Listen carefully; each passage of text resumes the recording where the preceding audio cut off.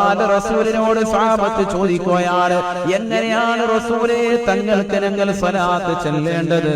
എങ്ങനെയാണ് റസൂലേ തങ്ങൾക്ക് നാം സലാം അർപ്പിക്കേണ്ടത്? ഹബീബന റസൂലുള്ളാഹി സ്വല്ലല്ലാഹു അലൈഹി വസല്ലമ തങ്ങൾ പറയുകയാണ്, ഖൂലൂ നിങ്ങൾ പറയണേ, അല്ലാഹുമ്മ സ്വല്ലി അലാ സയ്യിദിനാ മുഹമ്മദിൻ വഅലാ ആലിഹി വസഹ്ബിഹി വസല്ലം. അല്ലാഹുവേ ഞങ്ങളുടെ നേതാവാകുന്ന മുഹമ്മദ് നബിയുടെ മേൽ സലാത്ത് സലാമുകൾ ചൊല്ലണേ, നീ അർപ്പിക്കണേ അല്ലാഹ്.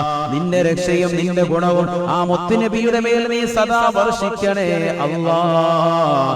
തീർന്നില്ല, പ്രവാചകരുടെ കുടുംബാദികളുടെ മേലും ആ പ്രവാചകന്റെ സ്വഹാബത്തിന്റെ മേലും അനുയായികളുടെ മേലും നീ വർഷിക്കണേ അല്ലാഹ്.